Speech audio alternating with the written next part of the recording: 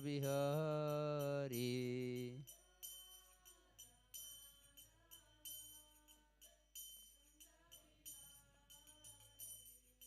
Gopi Janavallabha Girivaradhari.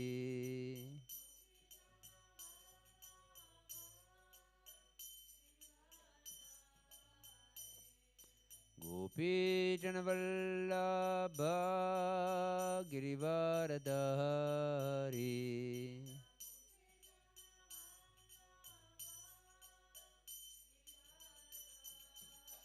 Yashodanandana Brajacanaranjana.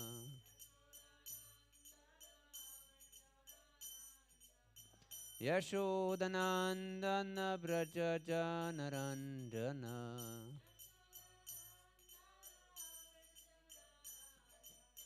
Yamunatiravanachari. Yamunatiravanachari.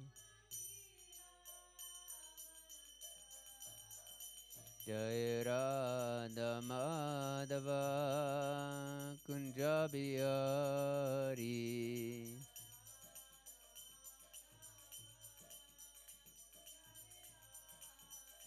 Jai Radha Madhava Kunja Bihari.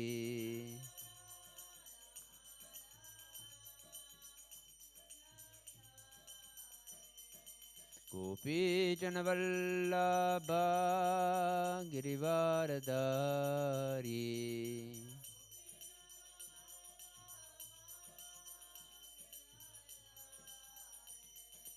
Gopi Janavallabha Girivaradhari.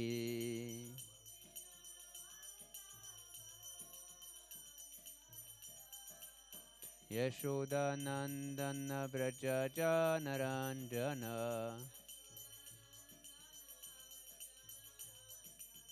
Yashodanandana Brajacanaranjana.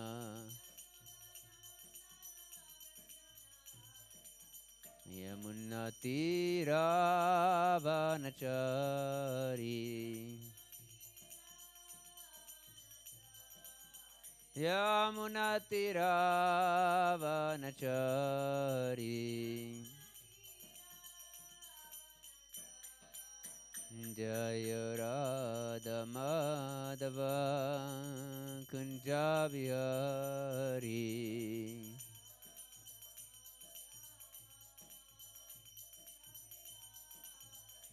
Jai Radha Madhava Kunja Bihari.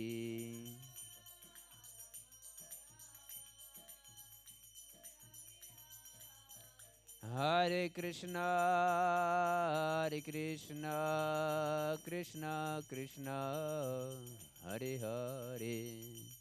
Hare Rama, Hare Rama, Rama Rama, Hare Hare.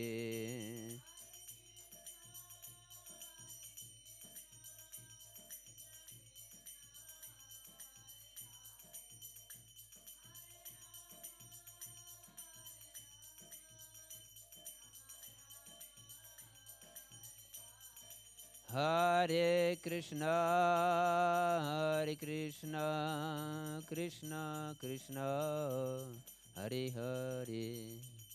Hare Rama, Hare Rama, Rama Rama, Hare Hare.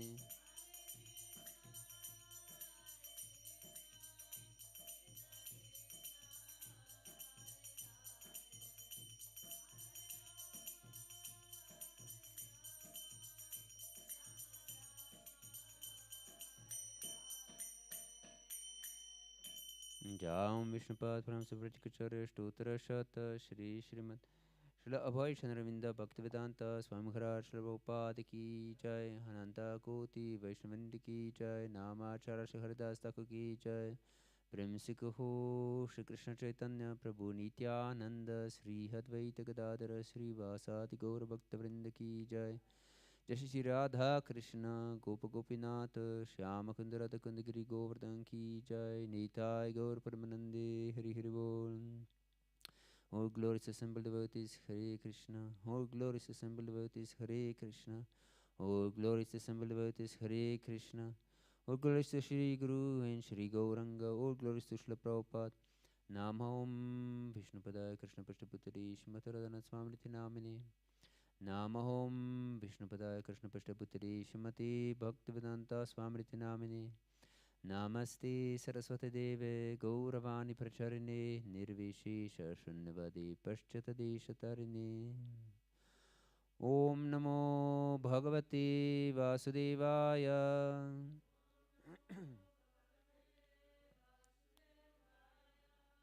Om Namo Bhagavate Vasudevaya.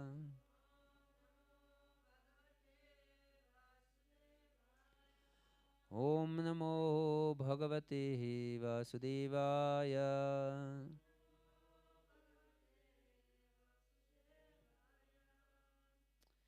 We're reading from Srimad-Bhagavad Gita as it is, chapter 9.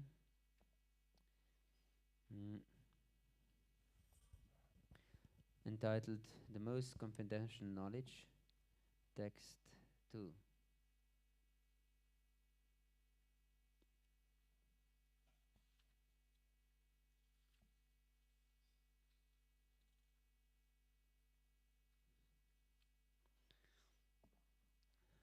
What is the system? We repeat. Okay. Rajavidya Rajaguhyam Pavitram Idamuttamam Pratyaksha Vagamam Dharmyam Susukam Kartumavyayam. Rajavidya Rajaguhyam Pavitram Idamuttamam Pratyaksha Vagamam Dharmyam Susukam Kartumavyayam. Rajavidya Rajaguhyam Pavitram Idamuttamam Pratyaksha Vagamam Dharmyam Susukam Kartumavyayam.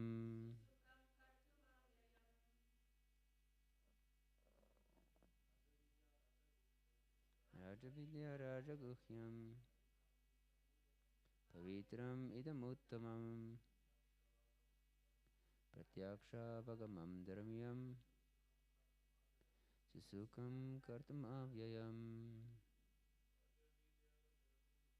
Rajavidya Rajaguhyam Pavitram Idamuttamam Pratyaksha Vagamam Dharmyam Susukam Kartumavyayam. Mataji. Rajavidya Rajaguhyam Pavitram Idamuttamam Pratyaksha Vagamam Dharmyam Susukam Kartumavyayam. Rajavidya, the king of education. Rajaguhyam, the king of confidential knowledge. Pavitram, the purest. Idam, this. Uttamam, transcendental. Pratyaksha, by direct experience. Avagamam, understood. Dharmyam, the principle of religion. Susukam, very happy. Kartum, to execute. Avyayam, everlasting. Translation. This knowledge is the king of education, the most secret of all secrets. It is the purest knowledge, And because it gives direct perception of the self by realization, it is the perfection of religion.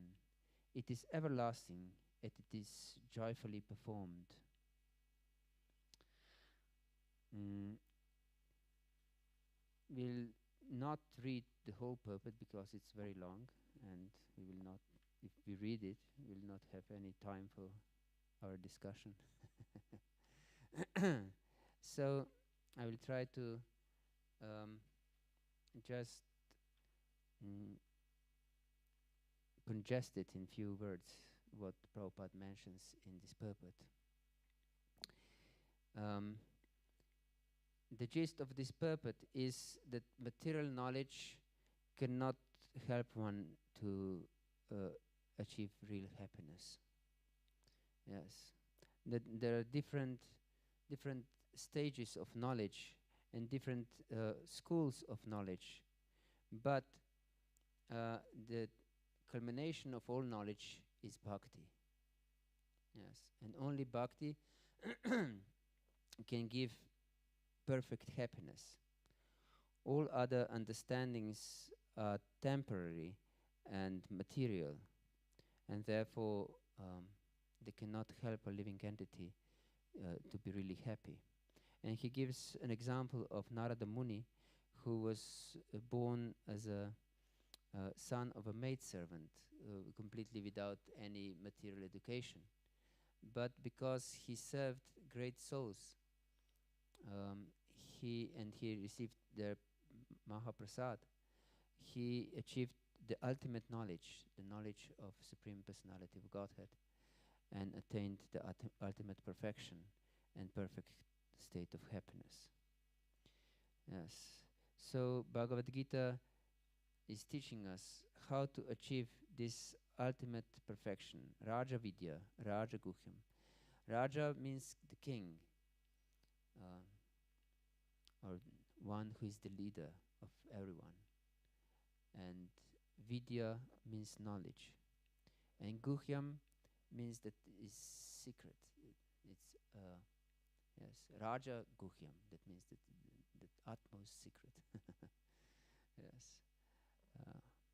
Although it's public, it's still secret. Because people don't understand it, and they don't take it seriously. Yes. Pavitram, it's completely pure. And it's uttamam.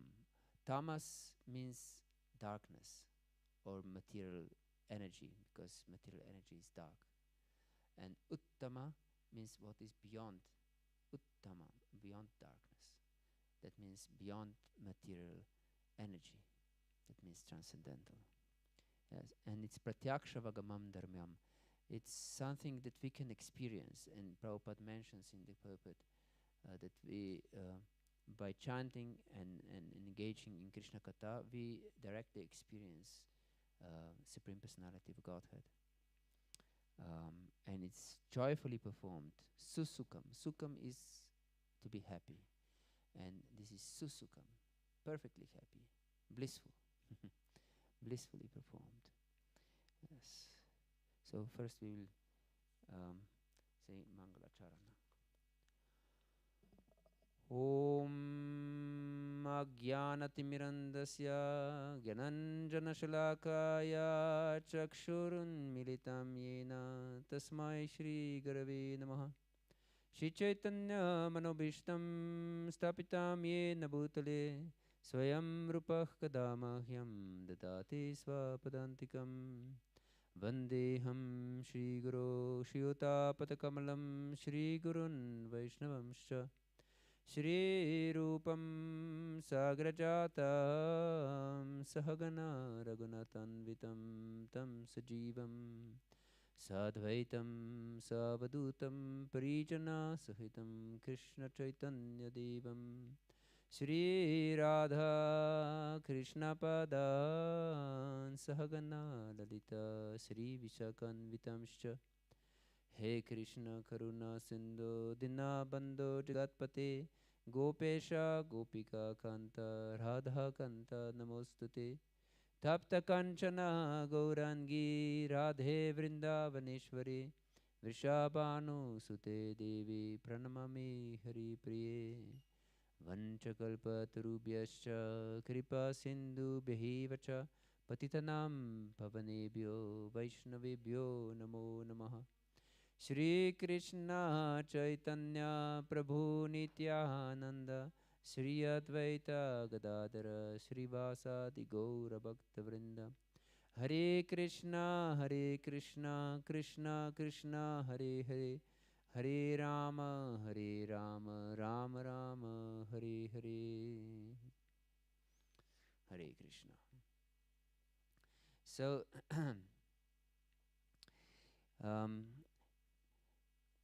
we can see from this verse how important it is for us to follow the right path to achieve perfect happiness. Because everyone wants to be perfectly happy. Yes. This is the basic theme of every scripture. Of every transcendental scripture, actually. Bhagavad Gita begins with Arjuna's misery, isn't it? He doesn't want to fight. And then he is expressing his concern. If I kill everyone, no one can be happy. Everyone will suffer miserably. The whole society will be destroyed, so I will not fight. And then, because Krishna didn't approve his idea, then he was perplexed and took shelter of Krishna. But he said, but I will not fight. It's very interesting. He said, I am now surrendered to you, but under a certain condition. What kind of surrender is this? Yes. So Krishna was smiling. And he said, Ashocha namar shochastvam pragavatam srubhasase gatasuma gatasum nanu shochati pandita. That you are worrying for something that is not worthy of worrying about. Ashochan, don't be sad, don't be miserable. Yes, this is the first instruction of Krishna, Ashochan.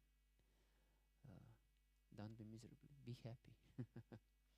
And he concludes Bhagavad Gita, Mashucha, don't worry, don't be miserable, be happy. Yes. So, and this is the 9th chapter, which is the heart of Bhagavad Gita, you can say, directly in the middle. It is explained how to be susukam, perfectly happy.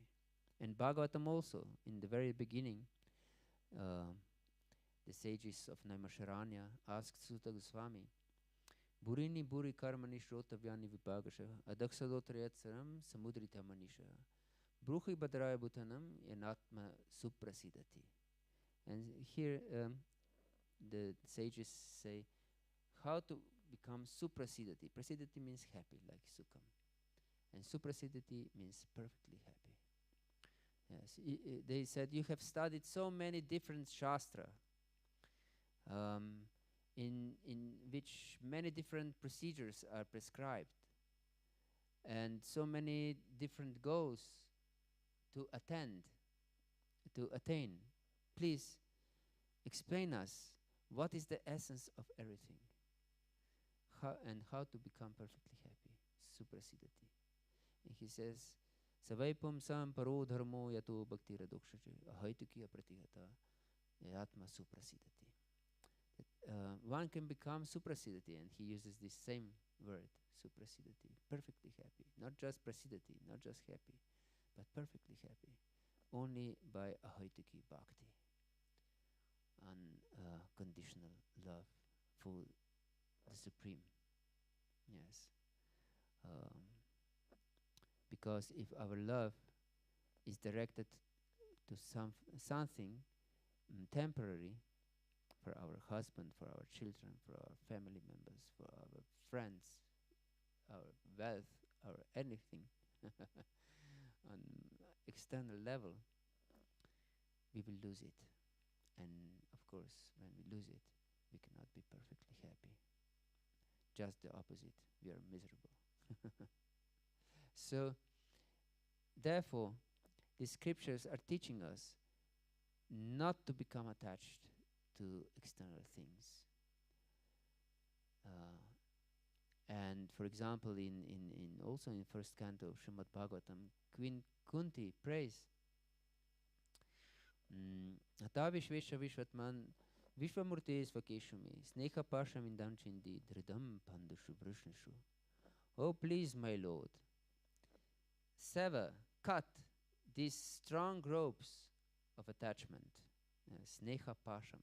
Sneha means affectionate ropes. Pasha means ropes of affection to the Pandavas and Vrishnis, who are pure devotees of the Lord, by the way, and her relatives and sons also.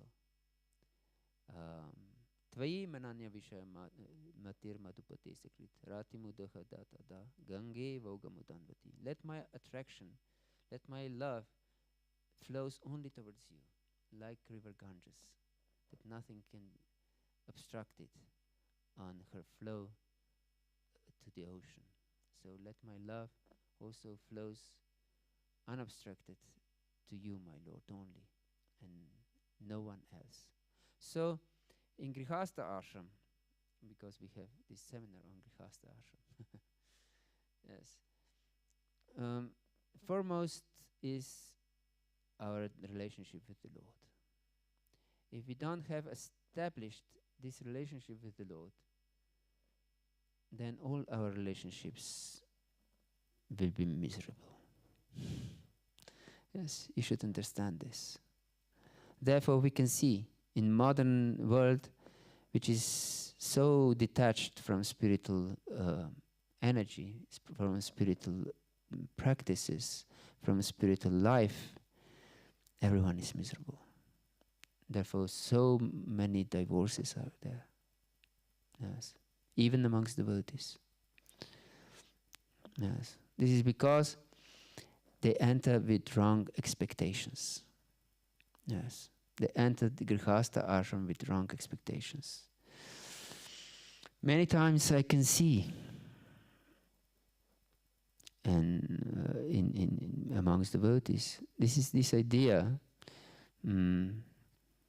Some time is spent in the temple, for example, and it's sacrifice. Of course, living in the temple is also a sacrifice. Definitely. Any kind of responsibility is sacrifice. Is not easy. Yes. But the tendency is to seek for some relief, isn't it? Therefore, it's important to have some relief in our life, regardless of our ashram. This is explained by Krishna in 6th chapter of Bhagavad Gita. Yukta hara viharasya yukta cheshasya karmasu yukta swapna abodasya yogo bhavati duhkaha. Only if one is balanced in his sleep, in his eating, and his recreation and work, can practice yoga, and we practice bhakti yoga. Yes, and mitigate all miseries by this. Yes, so it's very important to properly approach spiritual life. Spiritual life should be our only life, but we should properly understand it. And if we live in the temple, and it's intense, can be intense, I believe. I have never lived in the temple, by the way. I was engaged when I started Krishna consciousness, and then shortly after this, I married. So,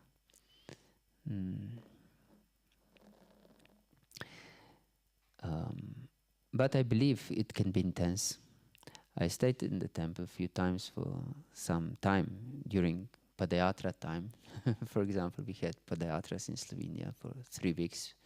So I moved to different places with Padayatra, and it was like temple life, we can say.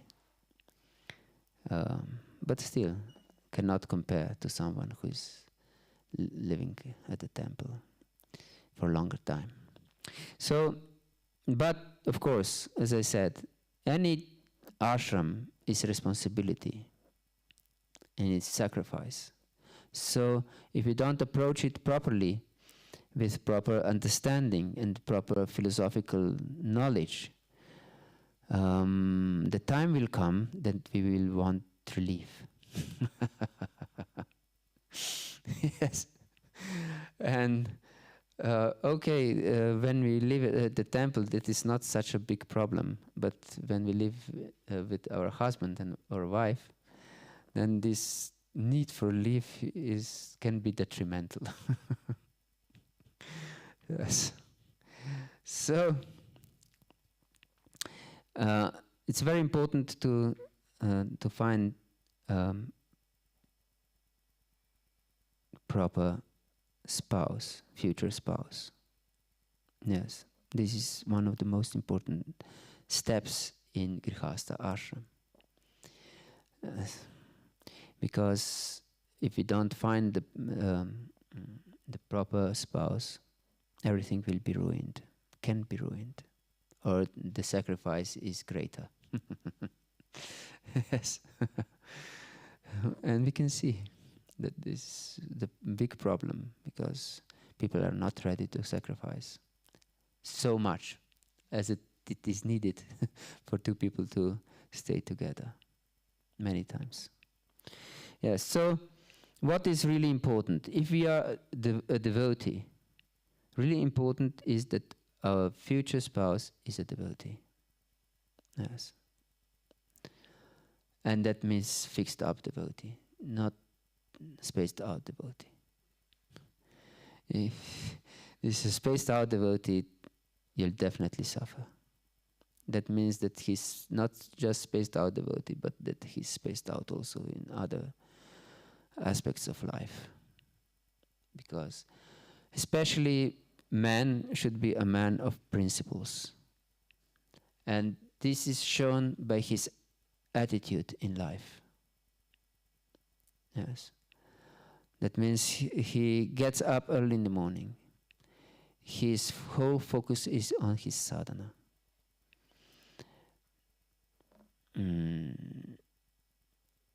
Yes. And he is humble. He tries to serve Guru and Vaishnavas with sincere heart. And he's very responsible in his duties. Yes. And he also takes care for his health. So many things that are important to consider. Yes. He's responsible in all regards, also for his health. So that means he regularly exercises. Yes. This is many times neglected in spiritual societies, also in our society. But as we know from Srila Prabhupada, he pointed out that his morning walks, and his morning walks was very intense walks, not just like walking the dog somewhere in the park. No. Younger people couldn't keep up with him because his walking was so fast. And he started to walk under one heart attack, actually. And a physician, a doctor, said to him that you pray too much. You should also exercise. And devotees made fun of this doctor. Oh, he's a quack. He doesn't know anything. But Prabhupada took him very seriously. He said, he's right. I have to exercise. I have to take care of my health. And he started regularly with his morning walks. And he took them extremely seriously. Even if the weather was not proper for morning walk, he walked inside. Yes. Without exception, every day. Yes. He kept his morning walks. And he said that his morning walks prolonged his life for 10 years. And in these 10 years, he saved us. So this exercise, don't think it's less important. It's extremely important aspect of spiritual life. And is very important also in marital relationship, in Grihastha ashram. Because if man is couch potato type of person, wife will not be satisfied with him and should not have respect for him either. Yes. So he has to be a powerful personality actually. In his spiritual life, in his material life, in all regards, he should be a very responsible personality. Yes. So don't just fall in love with some lazy guy. Yes. He should be very powerful personality, strict to his principles. Yes, very strict to his principles. Very devoted to sadhana. Sadhana should be the center of his life. So, if you marry such a person, then there is good chance that he'll retain his good practices. And also his family situation, his parents' situation, is to some degree important. If he has completely destroyed family situation, this is not very good sign. But what to do? Practically everyone has some difficult family situation in Kali Yuga. So, most important that he's strict in his spiritual life, that he's not a fanatic, and that he's not sentimental either. Yes. Fanatic doesn't mean that he's not strict in his spiritual life, but fanatic means that he doesn't have proper understanding of philosophy, but he tries to show up that he's extremely fixed up, and he's exclusive for other spiritual paths, and he derides other spiritual understandings, or derides other devotees. Don't marry someone who is criticizing other devotees. Never. This will destroy your life. Yes. Never consider such a person, and that he's only pure devotee in the world. He and Prabhupada. Yes, beware of such devotees. Don't marry such devotees. Never. If it's only he and Srila Prabhupada, and maybe his spiritual master. This is very dangerous situation. This is fanaticism. Not if he wakes up at 2 o'clock and chants his rounds before Mangalarati. No, this is not fanaticism. This is to be extremely serious with your sadhana. But if he has such devious philosophical understandings, this is fanaticism. Yes. And he should, of course, not be sentimental either. This is also detrimental, because women tend to be sentimental, and therefore a man is there to protect her, to give her support, to give her some that there is someone that she can lean on, to rely that someone is stable in his life. Yes, therefore, man should be supportive for a wife and children, of course. And if you're a man in male body, you should seek for a woman who is humble. This is also very important. A man should be humble, and woman should also be humble. And she should be submissive. And willing to serve. A man should also be willing to serve. And she should be shy. Yes. Not try to get attraction of men. Yes. If she tries to get attention from men, just run away.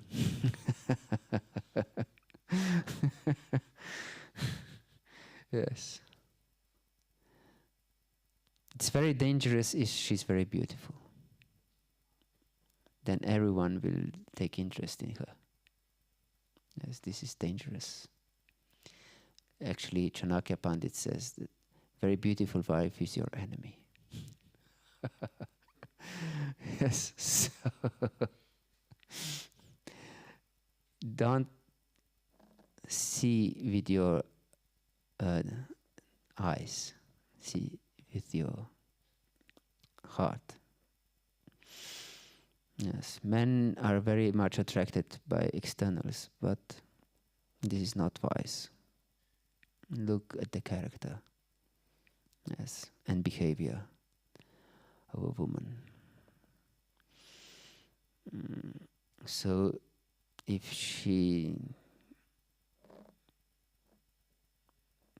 talks to men and she loves to talk with men, this is a sign that one should not associate with such a lady.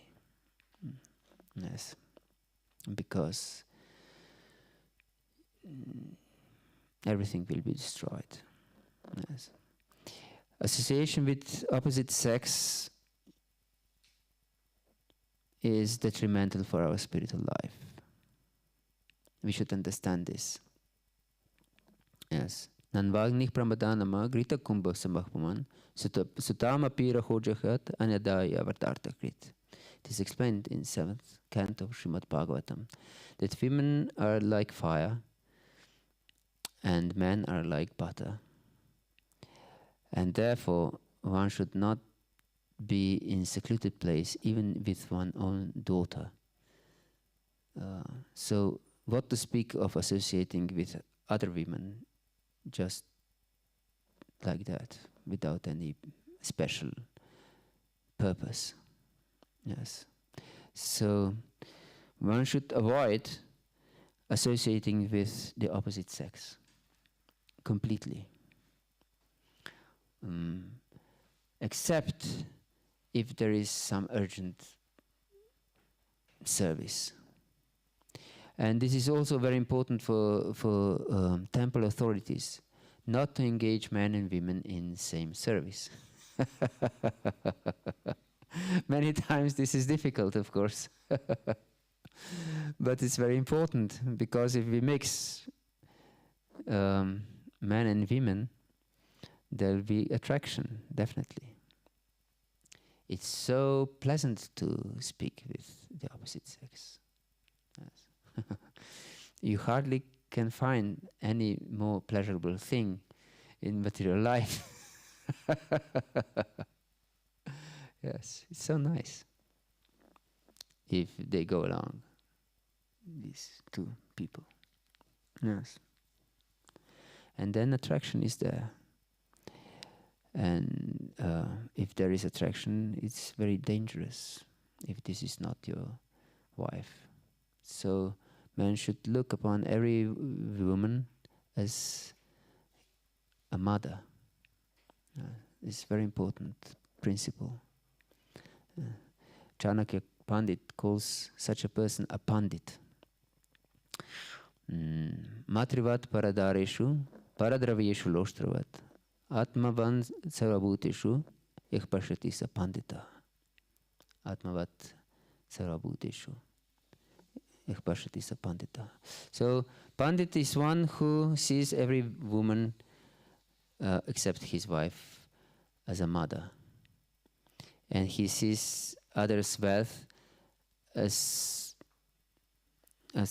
pebbles, as stones, as without any worth. Yes. And who perceives every living entity as himself, that he's very compassionate to every living entity. Yes. In the third canto of Srimad-Bhagavatam, Lord Kapiladev explains that if one makes difference with one's own belly and the belly of other living entities, he has pritak bhava, his materialistic consciousness. And he will suffer material life after life. So one should be compassionate. Yes, and compassion means that we feed others not only with food but also with spiritual understanding is most important. So yes, what I wanted to point out that casual association with the opposite sex is spiritually detrimental.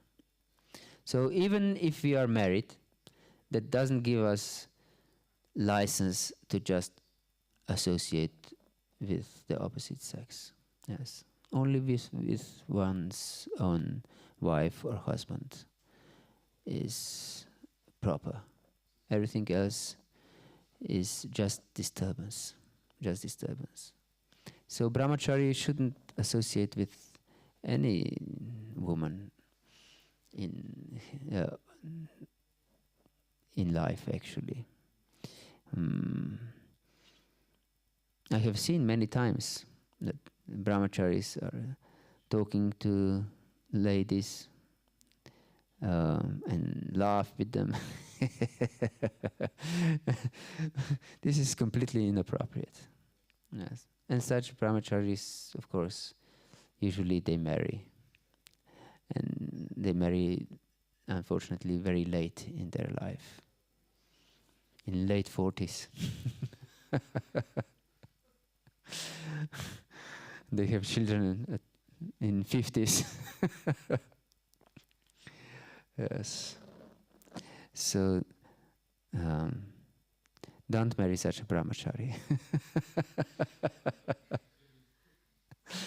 Yes. So, proper brahmachari is one who knows, yes, I want to marry. I want to change my ashram. I will found proper sources of income, and I will take good care of my family, and I will devote my life to spiritual life, actually. So spiritual life should be the center of our life. If we don't put it in the center, everything is lost from spiritual perspective, and also from material perspective. From material perspective, everything will be lost sooner or later, if you want it or not. Even if you are Elon Musk, everything will be lost. By the way, do you all know the story of Samantaka jewel? Yes. No one have heard? You have heard, and you, only two of you. Samantaka jewel was a jewel that produced, according to modern estimation, around 150 kgs of gold every day. Yes, this was a jewel of father of Satyabhama, one of the queens of Krishna, Satrajit. And because he was so miserly, he didn't want to give this jewel to Krishna, and therefore his brother was killed by some lion, and he had different misfortunes, and finally he himself was also killed by some very greedy person, and so on. But I wanted to put out that this jewel produced 150 kgs approximately of pure gold every day. But Elon Musk is so wealthy that 2 Syamantaka jewels wouldn't be enough of his daily income from birth on. So from birth on, he earns more than 300 kgs of gold per day to achieve his state of wealth. So even if one has such enormous wealth that 2 Syamantaka jewels are not enough, still everything will be lost. So don't marry such a person. Yes, because everything will be lost. And I haven't seen or heard of someone who would become happy because of wealth. Have you heard of anyone who would be happy because of wealth? No one is happy because of wealth. More wealth you have, usually more you're miserable. This is contrary to our usual understanding. But it is true, because very wealthy people, they don't know for anyone if they love them because of money or because of themselves. They don't trust anyone. They don't trust their wives. They don't trust their children. They don't trust their friends. So they're completely lonely, actually. And this is extremely miserable life. Yes, no one can be happy without love. Therefore, Bhagavatam in the very beginning states that only happiness, suprasidati, is by unconditional love for the Lord. This is the only possible happy situation. So, yes, this should be only consideration also in married life. And we mentioned different kind of austerities this morning. And we don't have much time left if we want to finish till 6 o'clock.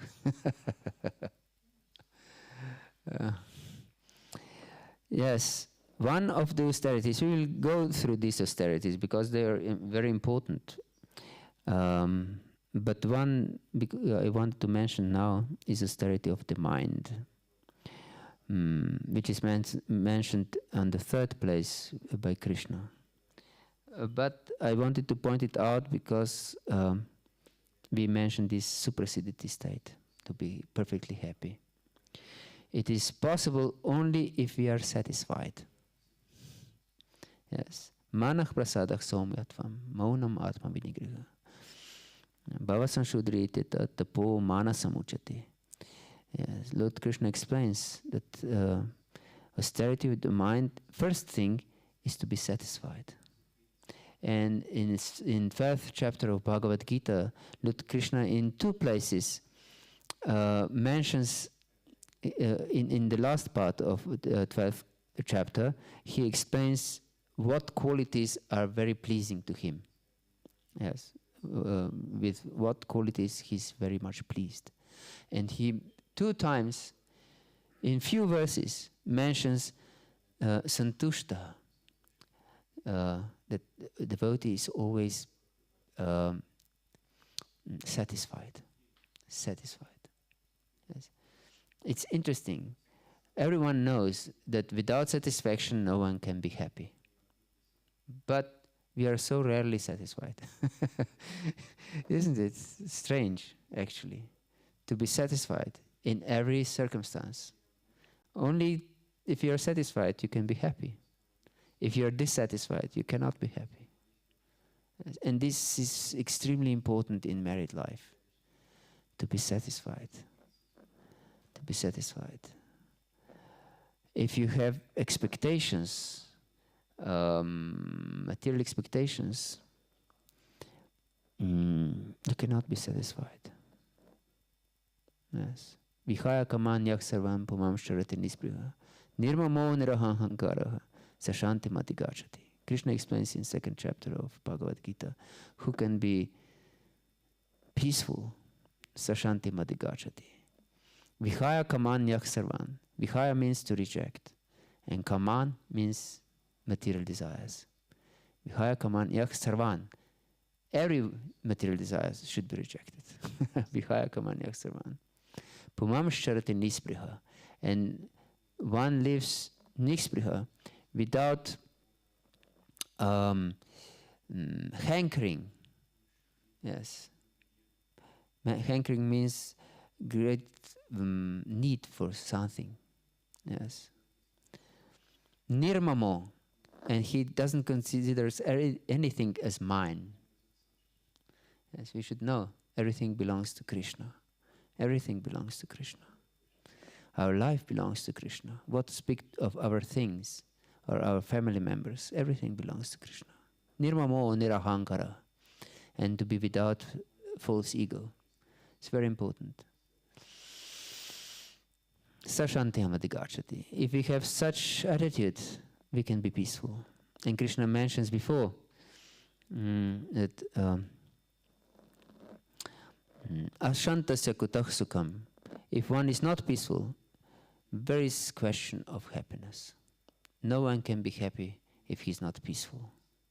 Yes. So, therefore, we should learn to be satisfied. This is very difficult. This is an austerity. But to be satisfied is an austerity. Isn't it strange? But it's God's commandment, actually. If you're not satisfied, you don't follow God's commandments. So be satisfied. Be satisfied. In any circumstance. Especially when you marry, then you have to be satisfied. If you're not satisfied, you will create hell. Especially women. If they're not satisfied, they create hell. Not just for the husband, but for themselves also. And for the children. Yes, and for the children. So, be satisfied, and thus you will create Vaikuntha.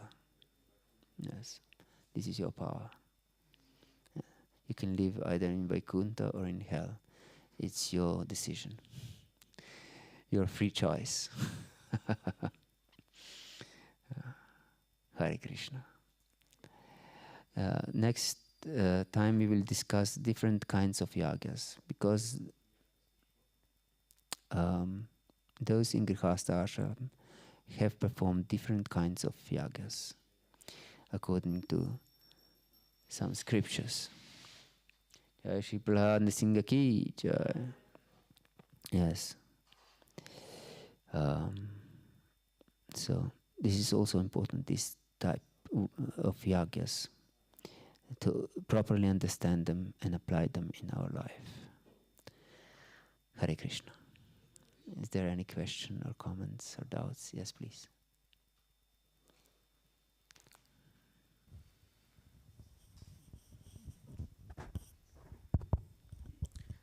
Hare Krishna, Prabhu. Thank you very much for the nice class. I have a question about your morning class, actually. You mentioned that both men and women have a particular type of nature, and then they have also another nature which is more like, say men naturally want to be the leader and be responsible, but these days there's also the tendency to be irresponsible. Yes, this is acquired nature by our culture. Yes, and for women the same, that they naturally have the tendency to follow and be submissive, but then also the tendency to be independent. And when we notice this in ourselves, I'm just wondering what should we do about it? This $1 million question. One can say.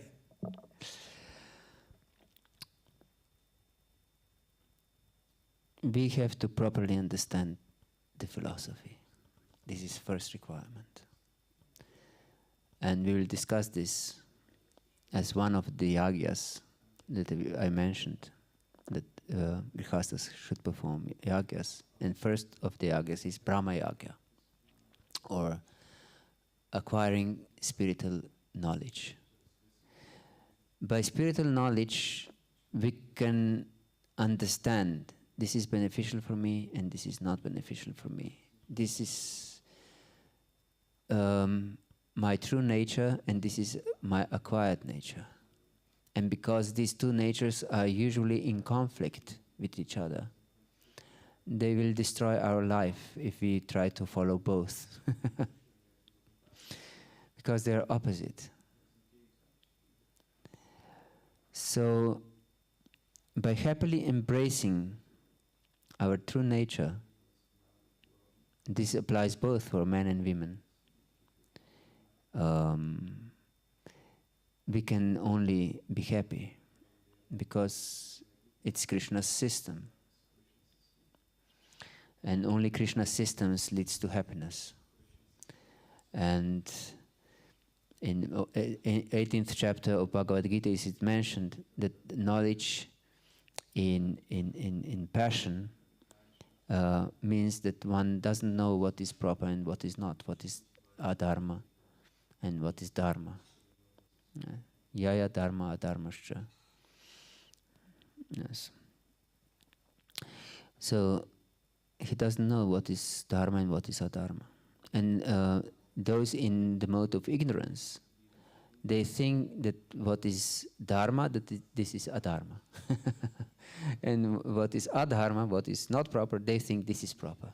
And we can see in modern world is full of complete opposite understanding of principles of life, and therefore everyone is miserable, terribly miserable. So first the requirement is to properly understand the philosophy, tattva. This is very important. And then we can understand intellectually. Of course, this is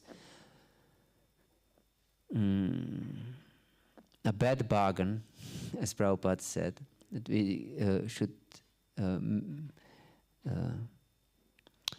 make as much as possible from the bad bargain. Yes. But still, it's better than nothing, because it is very difficult to give up something that is deep in our heart. It's practically impossible. But we can transcend it by bhakti, yoga. There is no other way. We cannot transcend it by some therapy. Yes, because it's so deeply stuck in our subtle body that can be transcended only by bhakti, by prayer. And Krishna says, Devi Hesha Gunamayi Mama Maya Duratya Mam Eva Yi Prapadanti Maya Metantarantiti. My Maya, my material nature is extremely strong. No one can overcome it. Only if one surrenders to me, you can cross beyond it. So, yes, by bhakti, proper understanding, take scriptures seriously and take spiritual life seriously. then you can understand this is beneficial for me and this is not. Yes. There is no other way, unfortunately. No easy way out.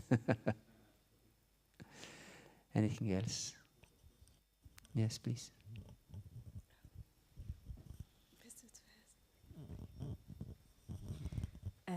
Thank you very much for the lecture, Prabhu.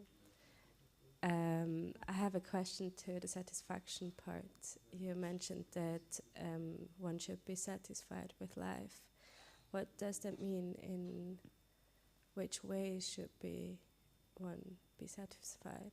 Like not in materialistic way, but do you refer to bhakti yoga or? Yes, we are speaking of bhakti, of course, because we try at least to be devotees. So, in the first verse of these different types of austerities, Lord Krishna mentions arjavam, which is simplicity. So, if we are simple in our life, we can also be satisfied. If we are complicated and we want more and more facilities in our life, we are not satisfied with whatever we have, then it's very difficult to be satisfied.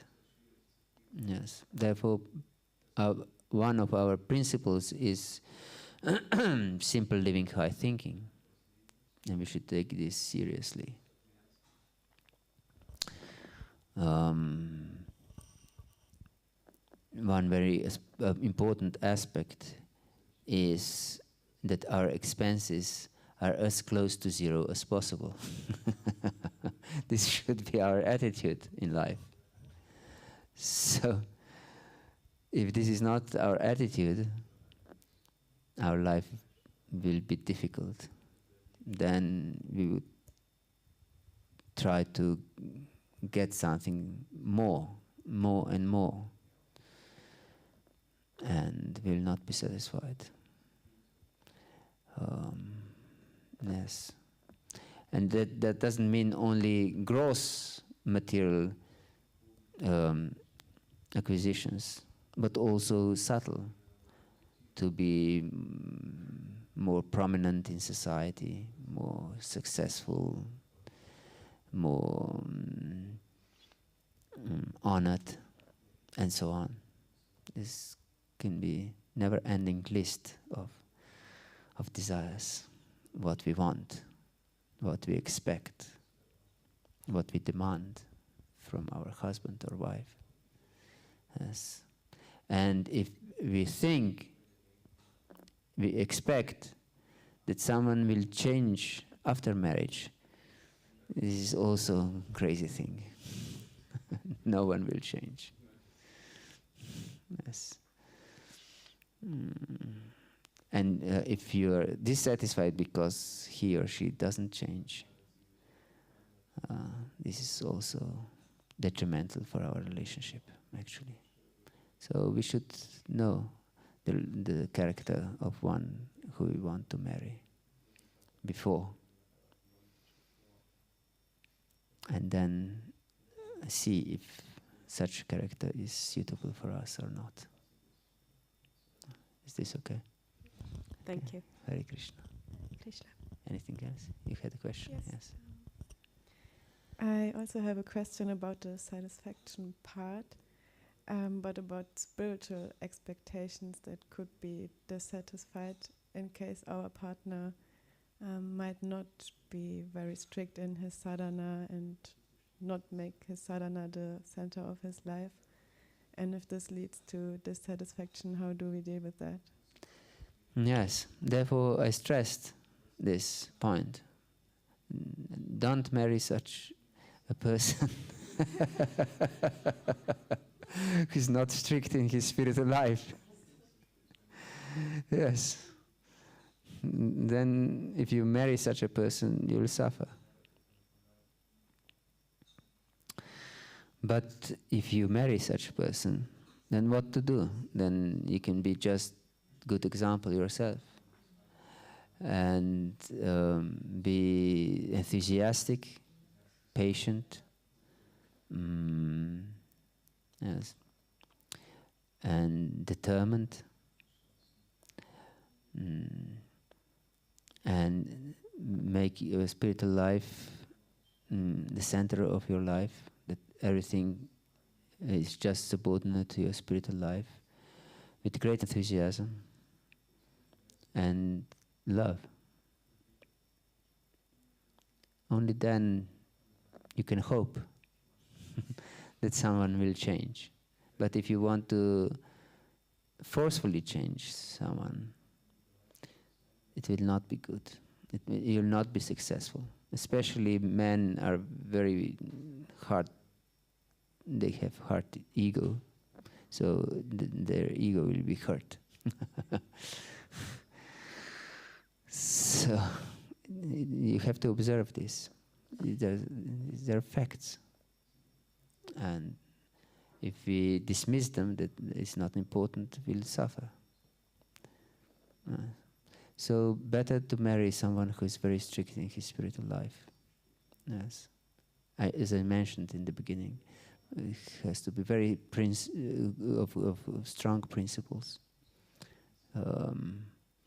very determined, very powerful. Actually, must be some kind of a hero. Yes.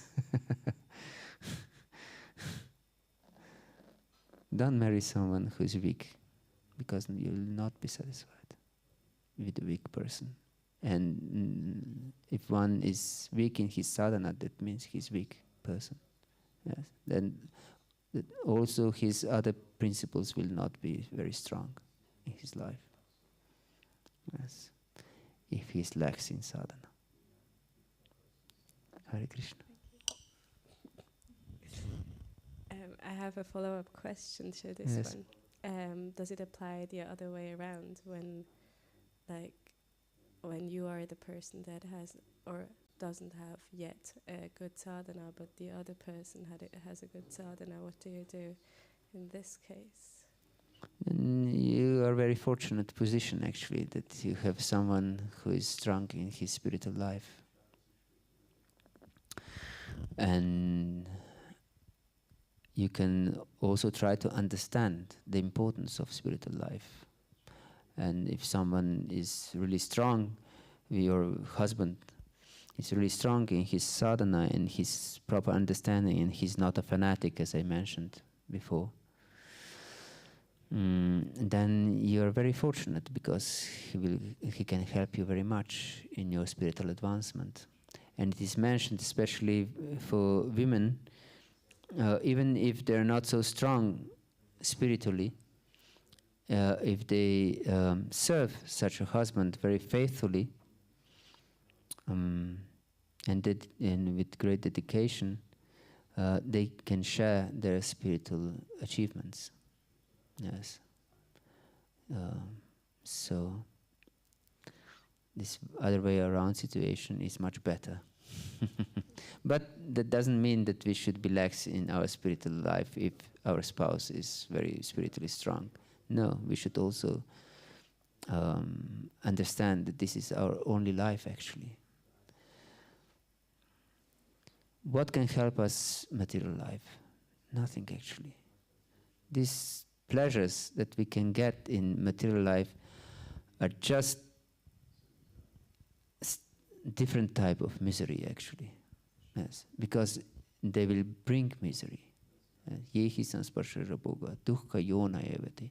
This bhoga or enjoyments is dukkha yonaya. They will give birth to misery. Yes, because they're temporary. They're temporary. And if we are happy in some situation, we don't want that the source of our happiness will be gone, isn't it? But if it is material source of happiness, it will be gone sooner or later. And more happiness we derive from such material situation, more we will suffer when we lose it.